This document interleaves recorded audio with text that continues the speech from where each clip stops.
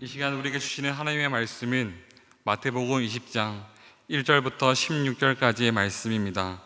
제가 보는 성경으로 신약 33쪽에 있습니다.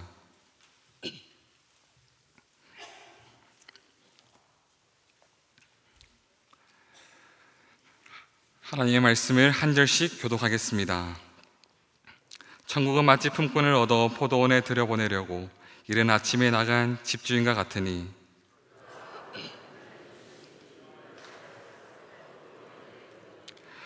또 제3시에 나가보니 장터에 놀고 서 있는 사람들이 또 있는지라.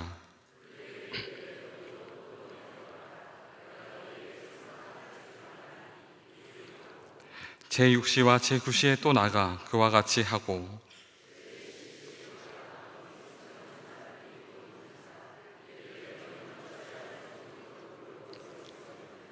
이르되 우리를 품꾼으로 쓰는 이가 없음이니이다. 이르되 너희도 포도원에 들어가라 하니라.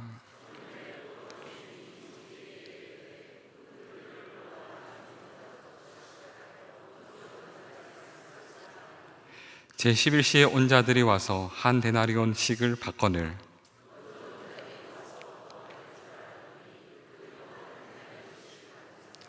받은 후 집주인을 원망하여 이르되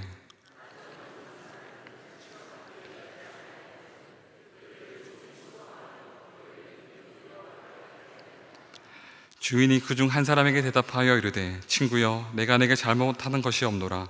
내가 나와 한 데나리온의 약속을 하지 아니하였느냐?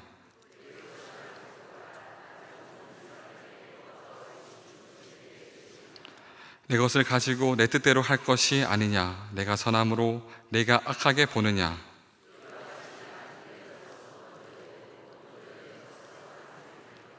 아멘.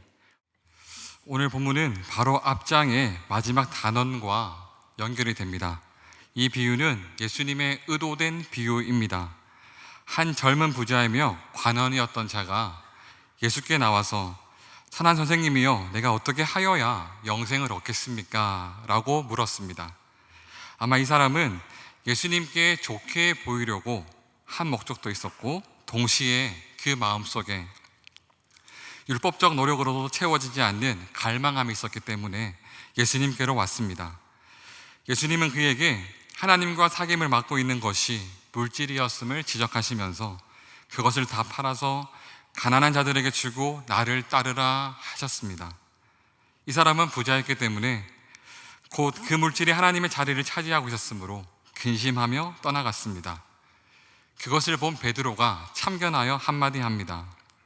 주여 우리가 모든 것을 버리고 주를 따랐습니다. 그러니 우리가 무엇을 얻겠습니까? 예수님은 잘했다 칭찬하시면서 이 땅에서 주님을 위하여 많은 것을 버린 사람은 오는 세상에서 큰 것을 받을 것이라고 하셨습니다. 하지만 예수님은 베드로의 이 고백 속에 담겨져 있는 잘못된 동기의 위험성에 대하여 우려하셨습니다. 그래서 베드로에게 교훈을 주시기 위하여 이 비유를 말씀하신 것입니다. 예수님은 이 비유에서 천국을 포도원에서 일을 시키기 위하여 품꾼을 부르는 포도원 주인에 비유하고 계십니다. 이 포도원의 주인은 바로 예수님이죠. 먼저 이 포도원의 주인은 이른 아침 장터로 나갔습니다.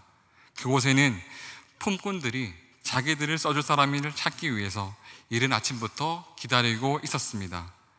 쉽게 말하면 이른 아침이 오늘의 새벽 6시이고 12시가 바로 저녁해지는 시간인 곧 오후 6시입니다. 그 당시 노동자들의 하루 근무 시간은 새벽 6시부터 저녁 6시까지 12시간이었습니다. 그 당시에는 시계가 없었습니다. 그렇기에 정확한 시간을 구별이 불가능했습니다. 그래서 3시간씩 묶어서 성경에서는 제3시, 제6시, 제9시 이렇게 표현되었습니다. 이런 시간들이 그들의 하루의 일과에서 아주 중요한 시간이 된 것입니다. 먼저 시대적 배경을 먼저 설명하자면 옛시대의 들판에서 하는 힘든 일은 주로 날품팔이 하는 사람들의 몫이었습니다. 그들은 사회에서 노예보다 더 보잘것없는 처지에 있었습니다. 그들에게는 꾸려나갈 아무런 살림살이도 없었고 질병에 걸리면 아무런 보살핌도 받지 못했습니다. 일반적으로 품꾼이 받는 한 데나리온의 품삯으로는 최저 생계비조차 제대로 확보할 수 없었습니다. 이런 상황에서 이른 아침 포도원의 주인은 장터로 나가 품꾼들에게 한 데나리온씩 주겠다고 하시면서 말로 계약합니다. 제일 처음 품꾼은 새벽 6시부터 주인과 정식 계약을 맺고 일을 시작합니다. 그런데 제3시, 즉 아침 9시에 포도원 주인은 다시 장터로 나갔습니다. 아직도 자기를 써줄 사람을 찾지 못하고 장터에 서 있는 사람들을 위해 일할 기회를 주기 위해서입니다. 여기서부터 우리는 천국의 포도원 주인이신 우리 예수님의 사랑과 자비를 볼 수 있습니다. 장터에는 아직도 자기를 써줄 주인을 찾지 못하고 서성이는 사람들이 있었습니다. 이미 일할 수 있는 시간이 3시간이나 지나버렸는데 이 사람들은 얼마나 초조했겠습니까? 만약 아무도 날 써주는 사람이 없다면 어떡하지? 오늘 하루 일당을 벌지 못한다면 우리 가족은 어떻게 하나? 등의 여러 생각들이 그들을 초조하게 만들 무렵 이 포도원 주인이 그들에게 온 것입니다. 오늘 말씀 4절에서 그들에게 이르되 너희도 포도원에 들어가라 내가 너희에게 상당하게 주리라 하니 그들이 가고, 주인이 약속한 것은 처음 품꾼과 계약을 맺었을 때의 한 데나리온이 아니라 상당하게 주겠다라는 말뿐이었습니다. 이들은 한 데나리온을 받기로 정식 계약을 맺은 것이 아닌 덤으로 이를 얻은 사람들입니다. 다만 주인이 은혜를 베풀어서 할 일을 준 사람들입니다. 여기서 바울 사도의 말씀을 살펴볼 수 있습니다. 우리 하나님의 일꾼들이 하나님께 자기의 일한 대로 상을 받게 될 것이라고 말씀하셨는데요, 고린도전서 3장 8절입니다. 심는 이와 물 주는 이는 한 가지씩이나 각각 자기가 일한 대로 자기의 상을 받으리라. 이 포도원의 주인은 또 3시간이 지난 후 제6시 곧 오늘날의 12시에 다시 장터로 갔습니다. 아직도 그곳에는 자기를 써줄 사람을 찾지 못한 채 종들이 초조하게 여기저기 모여서 놀고 있었습니다. 이미 하루의 근무 시간에 반이 지나가 버렸고 이제는 누군가 자기를 써줄 사람을 찾는다는 것은 거의 불가능해 보였습니다. 이미 하루의 반이 지나갔는데 누가 그들을 써주겠습니까?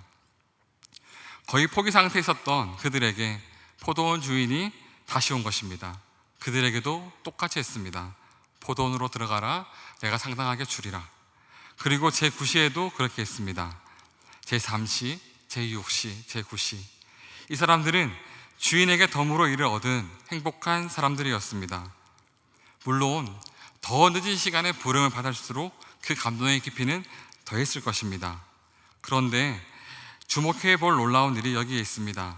이 포도원 주인이 제11시에도 다시 장터에 나가서 아직도 자기를 써줄 사람을 찾지 못한 채 그곳에 서 있는 사람을 찾았다는 것입니다. 그는 그들에게 말했습니다. 너희는 어찌하여 종일토록 놀고 있느냐? 그들의 대답은 절박했습니다. 우리를 품꾼으로 쓰는 이가 없음이니이다. 이것이 이들의 상황입니다. 이제 일할 수 있는 시간이 1시간밖에 남지 않았고 그들은 누군가 자기들을 써줄 사람이 있을 것이라고 전혀 생각하지도 못했습니다. 어쩌면 그들은 그저 누가 밥 한 끼나 주면 그것으로 만족하고 뼈가 부서지도록 그들을 위해서 일할 텐데 라고 생각했지 않았겠습니까?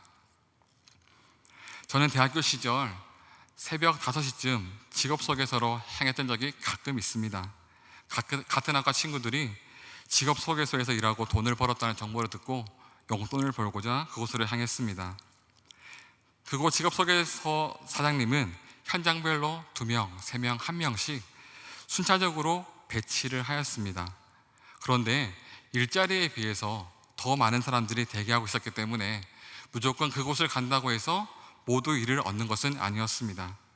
그리고 매일 참여한 사람 우선, 경력자 우선으로 배치되고 처음 간 사람은 제일 마지막에 배치가 됩니다.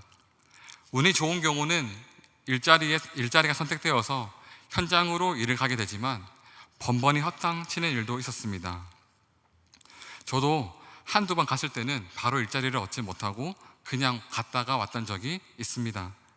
또한 그곳은 상대적으로 젊은 사람들을 선호하기에 나이 드신 분들이 오셔서 일자리를 선택받지 못하고 가시는 장면을 보았는데 참으로 마음이 아팠습니다. 여기서 저는 11시에 부름받은 품꾼의 심정을 이해할 수 있습니다. 하루 일당을 벌어야 하는 절박함, 하루를 살고 싶은 마음, 벌어야만 하루를 살아갈 수가 있습니다. 이렇게 하루가 다 지난 후 이제 일할 수 있는 시간이 1시간밖에 남지 않은 그 상황에서 자기를 품꾼으로 인정해주고 일할 기회를 주신 그 주인에 대한 감사와 감격, 충성심이 그의 마음에서 파도처럼 넘치지 않았겠습니까? 예수님의 이 비유의 결정은 모든 일과를 마친 후 주인이 품꾼들을 불러 그들과 정산할 때 벌어진 사건입니다. 주인의 청지기에게 품꾼들을 불러서 나중에 온 자로부터 시작하여 먼저 온 자까지 삭슬 주라고 합니다. 사실 이러한 지시는 흔하지 않는 일이었습니다. 시간별로 여러 사람들이 나오긴 하지만 그리스 성서로 보면 맨 먼저 온 자들과 맨 나중에 온 자들, 이 두 무리의 사람들이 중요합니다. 놀랍게도 주인은 맨 나중에 온 자들에게 한 데나리오를 줍니다. 이로써 맨 처음에 온 자들은 얼마나 더 받게 될 것인가, 그런 기대감이 있었지 않았겠습니까? 그런 기대와 달리 맨 먼저 온 자들도 같은 품삯을 받습니다. 그들의 일하여 거둔 양이 서로 다른데도 같은 대우를 받는 것에 대해서 주인을 향하여 원망합니다. 각 사람에게 제 몫을이라는 글귀가 있습니다. 이것은 그리스 로마 세계의 사람들이 정의를 두고 생각할 때 중요하게 여겼던 원칙인데요, 또한 동시에 중요한 경제 논리이기도 합니다. 이런 글귀와는 다르게 주인은 먼저 온 품꾼들에게 친절하게 대답합니다. 자신의 약속을 지켰고 자기 재산이기 때문에 마음대로 할 수 있다는 것입니다. 이것이 예수님의 비유입니다. 그리고 예수님은 덧붙이셨습니다. 오늘 말씀 16절을 함께 읽겠습니다. 이와 같이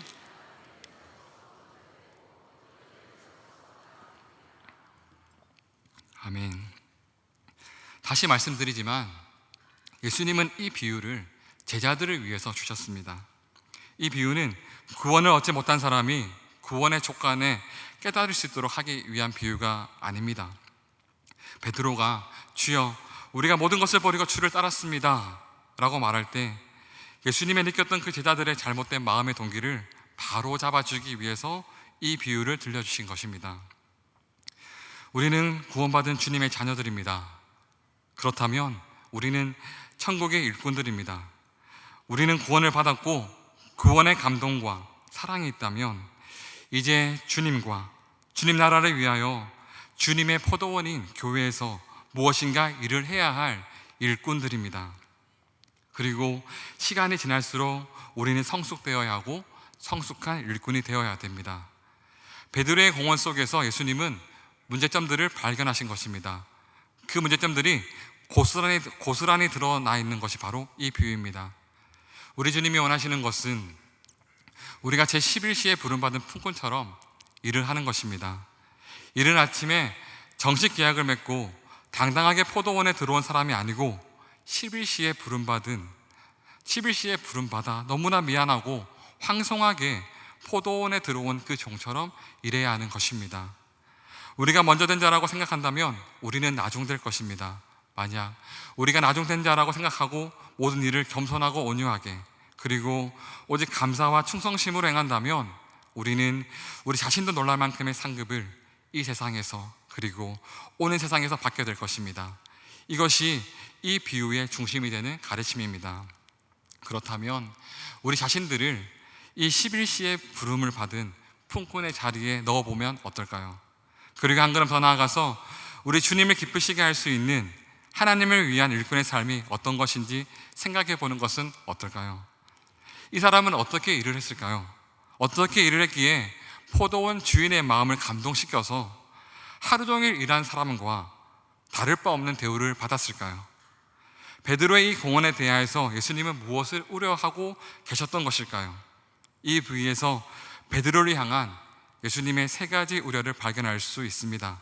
첫 번째는 우리는 절대 여유만만한 사람들이 아니라는 것입니다. 11시에 부름받은 사람은 이미 하루 일과 중 11시간을 놀았습니다. 도대체 11시면 어떤 시간입니까?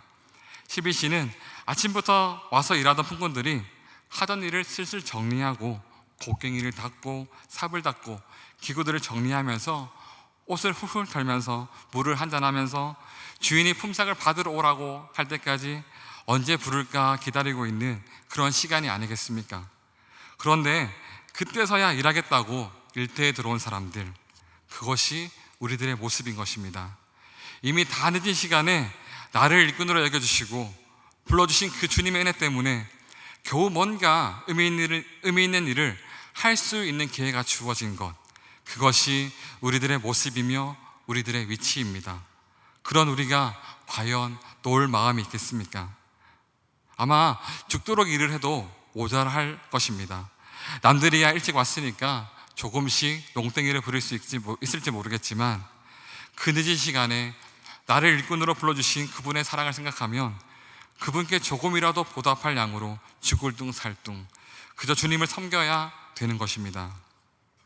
예수님은 베드로의 말 속에서 이미 모든 것을 다 해버린 사람의 넉넉함을 보았던 것입니다. 주여, 우리가 모든 것을 버리고 주를 따랐나이다. 그 고백 속에는 정식 계약 품꾼의 안도가 있었던 것입니다. 주님, 우리는 주님과 계약했습니다. 그것이 베드로의 논지였습니다. 그러니 앞으로 해야 할 일이 많은 사람이 아니라 할 일을 다 해버린 사람의 여유가 그 속에 있었던 것입니다. 그래서 예수님은 11시에 부름을 받은 품꾼의 모습을 그에게 들이대셔야 했던 것입니다. 11시에 부름받은 사람은 절대 놀 마음이 없습니다. 이것이 11시 포도원의 품꾼의 모습입니다. 둘째, 제11시 포도원 품꾼은 다른 사람과 절대 비교하지 않습니다. 베드로를 향한 예수님의 두 번째 의뢰는 바로 베드로가 다른 사람을 자신과 비교하려 든다는 것입니다. 베드로는 내 소유를 팔아 가난한 자들에게 주고 나를 따르라 말씀하시는 예수님 앞에서 자기가 부자임으로 근심하며 떠났던 그 젊은 부자 관원의 뒷모습을 바라보면서 예수님께 말씀했던 것입니다. 주여, 우리가 모든 것을 버리고 주를 따랐사옵나이다. 베드로의 이 이야기 속에 뭔가 비릿한 냄새를 맡을 수 있지 않습니까? 베드로의 이 말 속에는 주님, 내가 저 사람보다 낫지 않습니까? 라는 논지가 실려 있었던 것입니다. 예수님의 비유에서 이른 아침부터 일했던 정식 계약 직원들은 항상 다른 사람을 바라보았을 것입니다. 예컨대 주인이 어떤 힘든 일을 하라고 명령했다면 그들은 다른 시간에 들어왔던 사람들을 쳐다보았을 것입니다. 어디 다른 사람들의 일을 하는가 하는 뜻입니다. 괜히 남보다 더 잘할 필요도 없고 적당히 하자는 심산이 아니었겠습니까? 하지만 11시에 부름을 받은 품꾼은 그렇지 않습니다. 자신이 가장 낮은 자리에 처한 사람이라는 것을 알기 때문에 겸손할 수밖에 없습니다. 그리고 절대 다른 사람과 비교할 수 없습니다. 어떻게 다른 사람과 비교합니까? 자신은 남들이 삽자루 곡괭이 씻어놓고 이제 하루 품값을 받아서 빨리 돌아가고 싶어서 그런 상황에 있지만 이 사람은 포도원의 주인을 입고 들어왔으니 열심히 일을 하는 것입니다. 남들이 주인을 대적해도 이 사람은 주인의 은총을 생각해서 절대 그들과 동조할 수 없고 옆에서 누가 뭐라고 하더라도 바라보지 않고 오직 이 품꾼의 시선은 주인에게로만 향하고 있습니다. 거의 하루 전부를 허비하고 이제 일할 시간 겨우 한 시간밖에 남지 않은 그 상황에서 그를 이끌어 써주신 주인의 사랑에 너무 감사하기 때문입니다. 오직 그 사랑이 그의 모든 행동의 동기가 되었습니다. 무슨 일을 해도 그 사랑을 위하여 하는 일이기 때문에 힘들지 않습니다. 다른 사람이 어떻게 말하고 행동하는지 그것을 쳐다볼 겨를이 없습니다. 우리들에게 있어서 다른 사람을 바라보는 것, 그리고 그들의 모습으로 우리 자신을 헤아리는 것은 대단히 위험한 일입니다. 고린도전서 4장 5절에서 바울은 이렇게 얘기했습니다. 함께 읽겠습니다. 그러므로 때가 이르기 전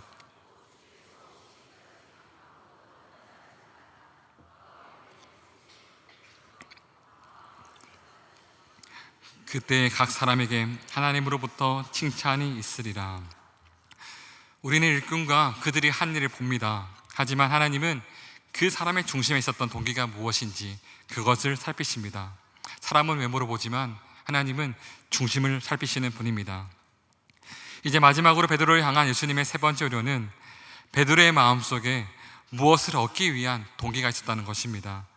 마태복음 19장 27절에서 이에 베드로가 대답하여 이르되 보소서 우리가 모든 것을 버리고 주를 따랐사온데 그런즉 우리가 무엇을 얻으리이까? 예수님의 이 비유에서 다른 사람들은 받는 것을 주목해보고 자신이 무엇을 보상받지 못했다고 생각할 때 짜증나고 화가 나지만 제11시의 포도원 풍부는 주인이 자신에게 무엇을 주든 그것은 덤일 뿐이었습니다. 이것이 제11시에 부름받은 품꾼의 마지막 자세입니다. 다른 사람들은 다 보상을 위해 일했습니다. 하지만 11시에 부름받은 일꾼은 다만 황송해서 일했을 뿐입니다. 보상을 위하여 일하는 사람은 당연히 사람에게 점수를 따려고 무엇을 해도 눈가리만 할 뿐입니다. 많은 사람들이 주님의 일을 합니다. 하지만 주님의 뜻을 이루기 위하여 일하는 사람은 그렇게 많지 않습니다. 바울의 말을 들어보십시오. 에베소서 6장 6절부터 7절입니다. 눈가리만 하여 사람을 기쁘게 하는 자처럼 하지 말고 그리스도의 종들처럼 마음으로 하나님의 뜻을 행하고 기쁜 마음으로 섬기기를 주께 하듯 하고 사람에게 하듯 하지 말라. 얼마나 많은 사람들이 주님의 일을 한다고 하면서 자신에게 돌아오는 보상에 관심이 있습니까? 마음속에 무엇을 얻기 위한 동기가 있다면 자칫 항상 뭔가에 불만을 품게 되고 불편하게 됩니다. 더 나아가 언제나 참만족을 누리지 못하게 됩니다. 왜냐하면 항상 자신에게 돌아올 그 무엇을 생각하고 그것에 만족을 하지 못하기 때문입니다. 말씀을 맺겠습니다. 우리는 제11시에 부름받은 품꾼들입니다. 우리가 무엇을 받을 것이라고 기대하시겠습니까? 우린 다만 우리 주님의 그 사랑에 흠뻑 빠져서 앞뒤 가릴 것 없이 그저 주님을 섬기기만 하면 됩니다. 우리에게 시간이 얼마나 남았겠습니까? 우린 남들이 무엇을 어떻게 하는지 그것으로 우리를 비교할 필요가 없습니다. 그냥 꼴찌에 가고 있다고 생각하십시오. 그래서 부지런히 해야 한다고, 그리고 보상은 하나님께 받도록 합시다. 이제 곧 주님께서 임하실 것이고 그 위에는 심판이 따를 것입니다. 우리가 제11시 포도원 품꾼의 마음으로 주님을 섬긴다면 우리 주님이 다시 오실 그때에 우리는 기대하지 않았던 그 상급을 받게 될 것입니다. 기도하겠습니다. 사랑의 하나님, 우리에게 주어진 사명을 보며 우리를 부르신 하나님의 뜻을 봅니다. 하나님께서 주신 일을 어쩌면 못 좋은 사람들처럼 다른 사람들과 비교하며 불평으로 그 일을 감당하지 않는지 우리의 모습을 되돌아봅니다. 우리는 그저 제11시에 부름받은 품꾼임을 기억하며 주님께서 맡겨주신 그 일에 감격하며 그 자체에 감사하며 주님의 일을 기쁨으로 감당할 수 있게 하옵소서. 예수님의 이름으로 기도드리옵나이다. 아멘.